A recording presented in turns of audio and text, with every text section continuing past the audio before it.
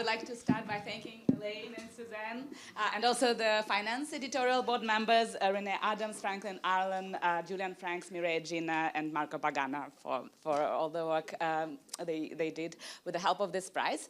And this year we have an amazing paper, very interesting, which provides a novel explanation for an important transformation in the market for corporate control, the shift from hostile takeovers to takeover activism, so takeovers facilitated by activists.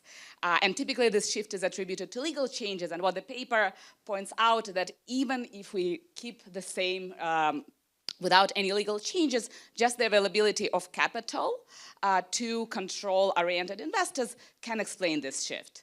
And the key insight is that these control-oriented investors have the strategic flexibility. They can be on the buy side or on the sell side, right? They can either buy the firm directly or broker the sale, and as they show, this essentially allows takeovers efficient outcomes, which is very insightful and helps us understand this market.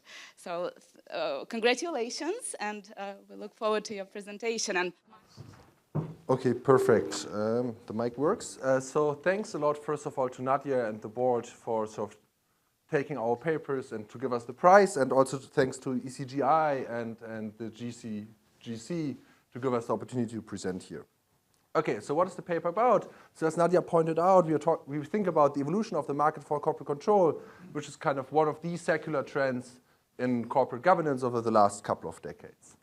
And so how do we think traditionally about hostile takeovers or the market for corporate control? Well, we just think that in the economy you have certain corporate resources, and what we want is kind of that the most efficient management is kind of running these resources, so we get sort of the biggest economic growth.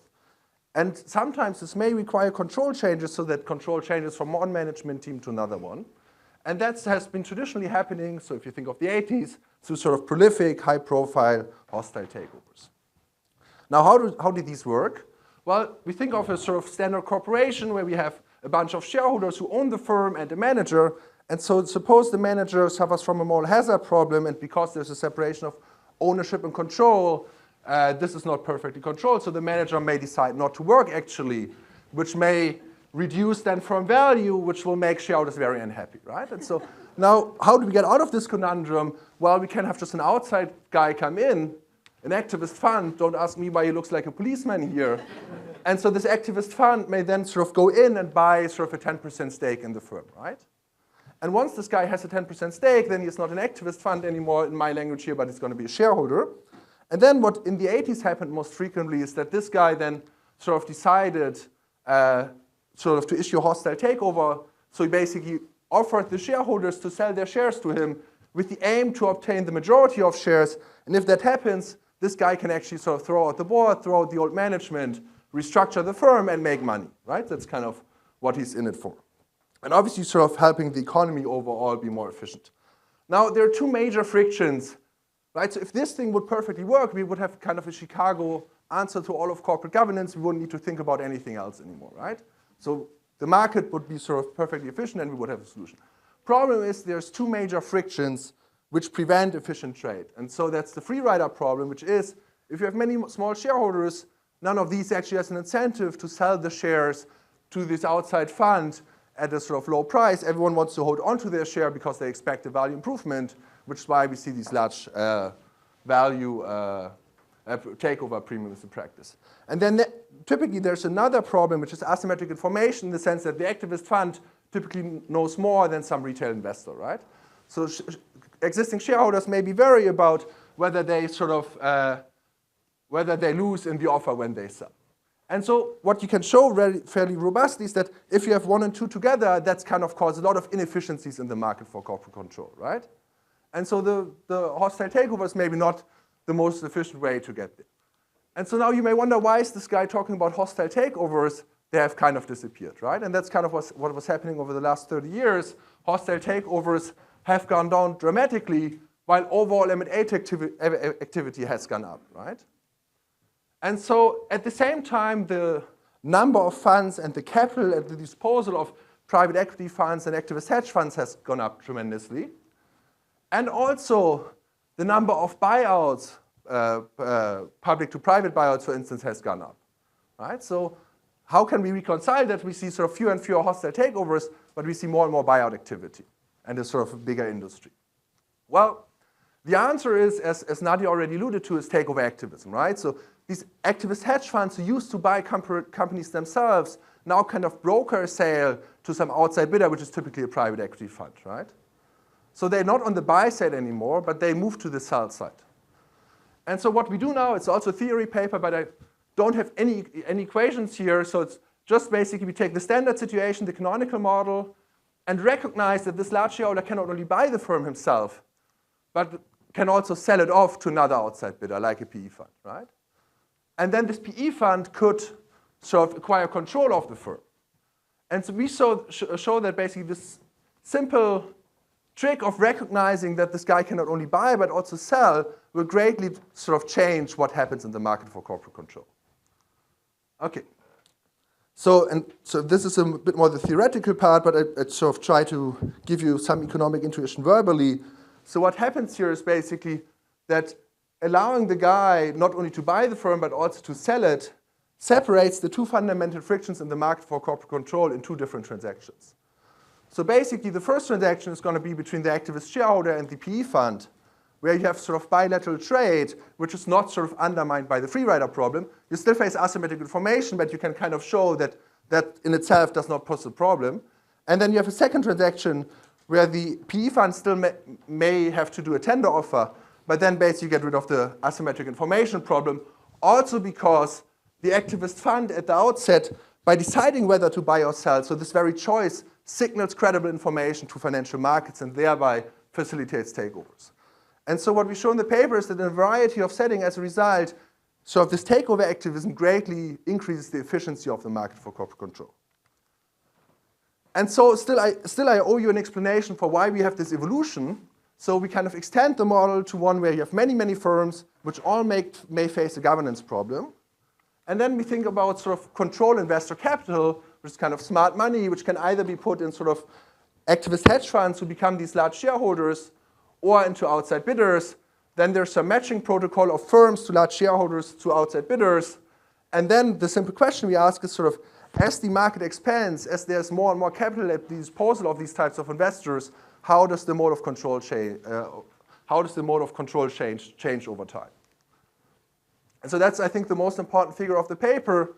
So on the y-axis, you see basically how many instances you have of takeover activism relative to hostile takeovers or tender offers. And on the x-axis, you have the number of control investors, right? And so in the first phase, you have kind of three distinct phases. In the first one, that's what we call the early phase. You only have large shareholders around, and they only execute hostile takeovers directly. So you can think of that as sort of the 80s, where you had these high-profile cases. And so why are there no outside bidders? Well, you can sort of show that with the frictions we have in the market for corporate control, you kind of need a prior toehold to make a profit on your tender offer. And basically, if there's only few large shareholders in the market, then it's just as an outside bidder not likely enough to be matched to one of these large shareholders so that the company's put in play for you. Then we kind of get into this transformation phase, which we think of maybe as the last 20, 30 years, where kind of the market becomes thick enough that it's kind of profitable to get in as an outside bidder, to kind of wait on the sidelines and hope that some activists will put firms in play for you. And basically then what we show is there's a big complementarity between large shareholders and outside bidders where kind of profits of both of these entities rise, and you have kind of more and more entry of outside bidders, and takeover activism crowds out more and more hostile takeovers. And then at some point you get sort of a mature phase where kind of the market for corporate control is large enough to facilitate control changes in the economy when necessary. That's kind of the idea. And so if you think about efficiency, well, as the market for corporate control expands, trivially you have an efficiency gain in that if you have more investors around, more people can execute these control changes, right? So that's not very interesting.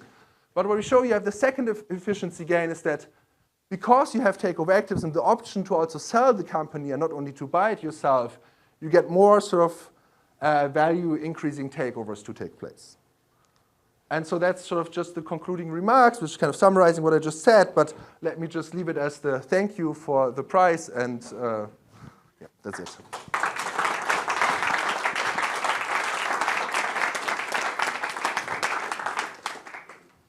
I Yeah, I wonder if you could say a little bit about your horizontal axis in that last graph.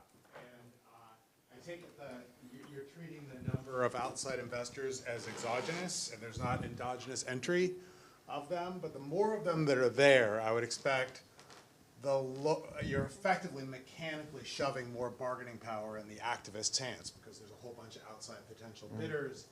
At some point, the rents to entering have to go down, maybe approach zero. So if there's endogenous entry of these outside bidders, does that place a kind of a cap on how much of this effect? Yeah, this mic doesn't work. Oh, it does. Does that play? Yeah, okay.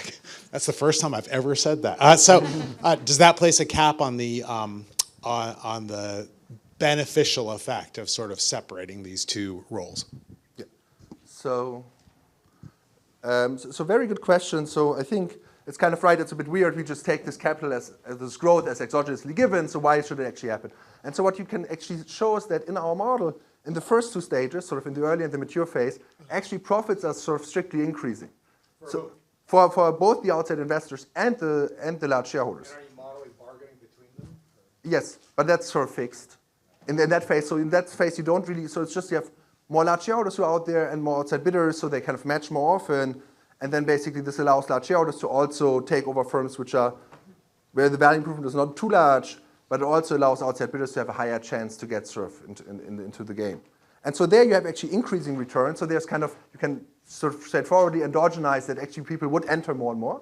But you're absolutely right. As we reach the mature phase and kind of we have had all these efficiency gains, which sort of is making the pie larger, then at some point when the pie is fixed, basically when you're at full efficiency, then if you have more and more sort of potential entrants, then profits would eventually go down. Yeah, that's right.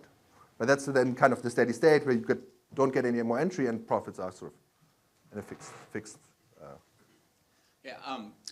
I thought the use of option pricing theory is, I thought, really cool and clever. But I can't help but sort of the lawyer in me is sort of thinking if I was going to explain this evolution, it would not be because of this model. It would be because of the poison pill and because of staggered boards.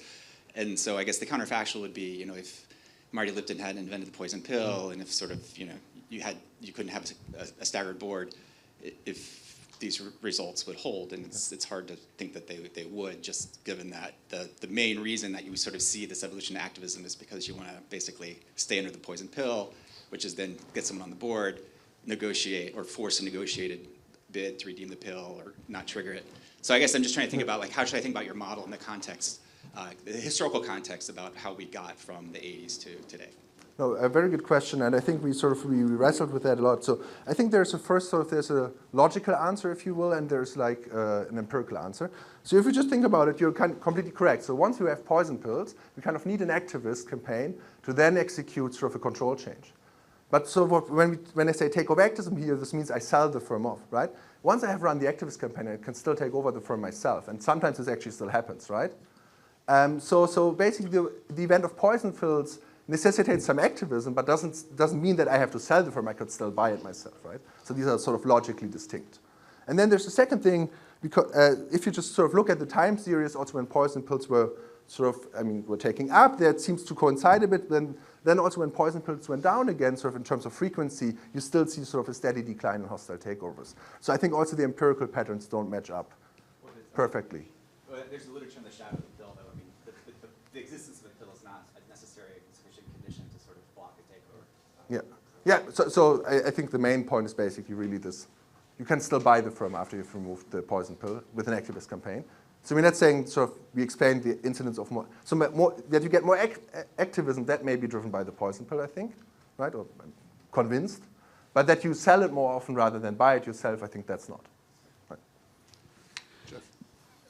So I haven't had a chance to read this, but the way I teach the transition between the hostile bid era to the current era, and the critical variable is the change of ownership. So it's the reconcentration of share ownership in the hands of the institutional investors and others that potentiate the power of the 10% energizer in your story. That is to say, without the willingness, without the willingness of the reconcentrated majority owners to pay attention to what the activist will suggest, the activist is just a kibitzer. You can see, you can be a 10% holder, and if you're not prepared to bid for 100% of the firm, who cares? So the critical part of your story, or the critical piece that I think is not part yet of the story, is the way ownership itself has changed. Because it's only because you now have 50% owners or more who are prepared to heed the activist claim to put additions on the board, and that itself may lead a firm to be more open to M&A. And the M&A is not coming from the PE buyers. They're buying a very different group of firms that are being sold in the story that you're suggesting. So somehow, I mean, that seems to be missing, at least in the US part of the story, which is to say the way that ownership has changed. That means that the activist in the story actually has effect. And that's got to be explained in the story, it seems to me. Yeah, so a good point. I think I would actually link it a bit to the prior question, right? So we say we have these increases in sort of activism because you have, for instance, more poison pills you have to remove, right? And you're now saying we now basically have a legal friction in the sense we have poison pills, we have to remove them, so we need more activism. And you're, I think, rightfully saying sort of we need these activisms to, even with the 10% stake, to be able to run a campaign to remove the poison pill, right? And so you can do that maybe only because ownership has changed. But that's sort of the activism part we don't really model, right? So but for us, it's really more about the ultimate sort of control change part, which I think is sort of unaffected by that or orthogonal to some extent. No, it's pivotal to the control change part, right? I mean, unless you have the change of ownership, which means that you can remove the pill, then nothing will happen. Yes, so basically I'm saying what is missing in our model is the poison pill and the change in ownership to get more successful activism campaign. I'm saying that they're kind of canceling each other out. So our story sort of will, if you control for these two things, will still survive. That's sort of my argument. I'm not saying either is irrelevant, by no means, but sort of that's how we think about it. But it would be interesting to enrich the model. Can we maybe get a final comment from a country that doesn't have a poison pill? Because it's a theory model, so it should apply not just to the US. We're not about explaining the US, I guess, right? So what about the UK or Japan? Does this model work in those countries? It's just true the model. I'm not sure you heard what Mike Bohr said. He says, it's just true, the model. Maria Santa. Yeah.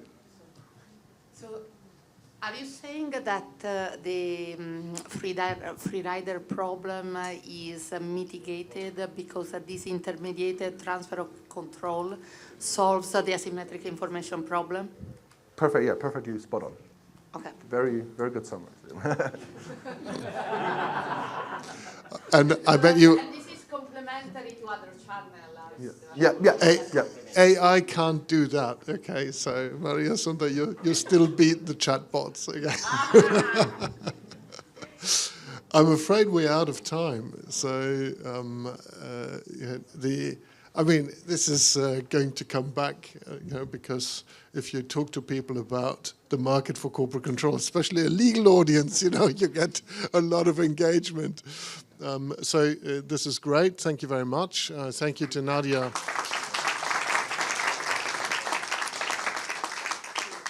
Thank you to Nadya and thank you to Amir. And we turn to the next session. Or is there a coffee break? Break. Oh, coffee break.